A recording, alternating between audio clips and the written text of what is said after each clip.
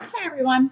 This quick video is being made to help out one of our friends in Silhouette Basics. Silhouette Basics is a Facebook group that is very focused on helping beginners learn how to use Silhouette Studio and their Cameo or Portrait. So if that's something you're interested in, please just look us up on Facebook and join our group. For today, I am going to be using what is the current version of Silhouette Studio, which is 3.7 blah blah blah. I do not have Designer Edition installed on this computer, so you don't need that to do anything we're going to do here. The friend in the group wants to create this double volleyball image, but unlike usual, she doesn't want the black part to be the cut part that is used in her final project. She wants to use the white parts. The problem with tracing it as it is and doing that is you will wind up with just a bunch of loose little white parts and nothing to really frame it, hold it together. So we're kind of going to flip it here in Studio today so that the white parts and a frame cut and can be used in the final project. The way we're going to do that is to start with a trace because this is just a plain old transparent ping image. You can find these online. I'll show you at the end where I get them in case you don't want to stick around to learn that. But we have to start by making two traces of this image, and it will become clear in a minute or two why. The first thing we're going to do is select the trace area, highlight the trace area. There are some gray areas in here which tell us that we need to increase our high pass filter just a little bit so they're all colored in with yellow.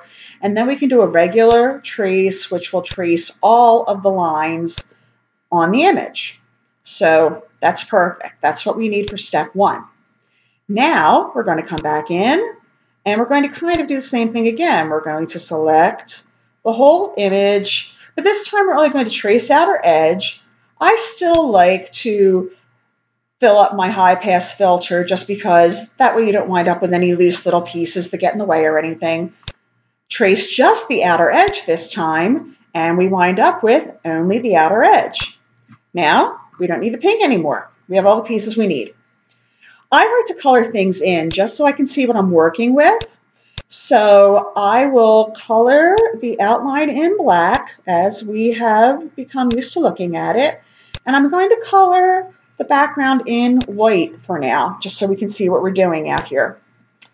We need a wider version of the white to extend beyond the black so that when we read it, we have the whole piece.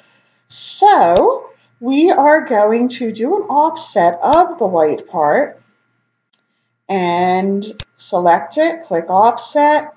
And that's a pretty good thickness. It kind of works with the thickness of the lines here. You can play with that, whatever looks good to you. For now, we're going to go ahead and apply and use that thickness.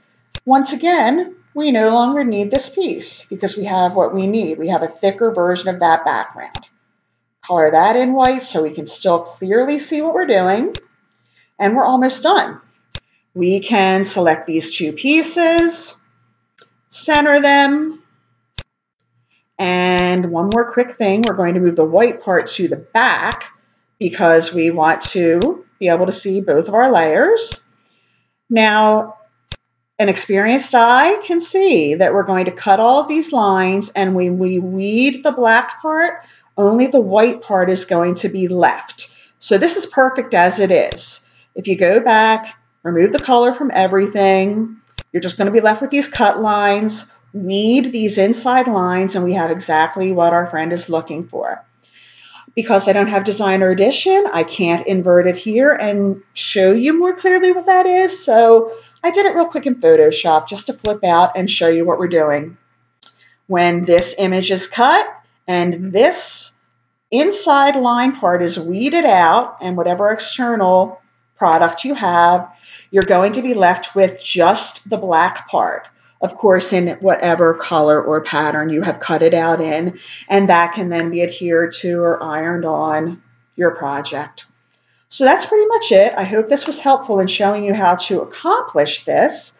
If you like this image or want to look for original images of your own to play with, I feel very strongly about not using copyrighted images in anything that I do, so one of my favorite sites is openclipart.org. Every artist who donates art to this site is agreeing that it is automatically 100% open use, whatever you want to use it for, as many times as you want to use it. So it's just one of the sites that I feel very comfortable borrowing artwork from to work with and manipulate and make my own. I hope this was helpful. Please don't hesitate to come to the group and ask us any questions. We will answer them, or if we need to, we will come back out and create another video to delve a little bit further in any technique that you need to learn. Thanks. Have a great day.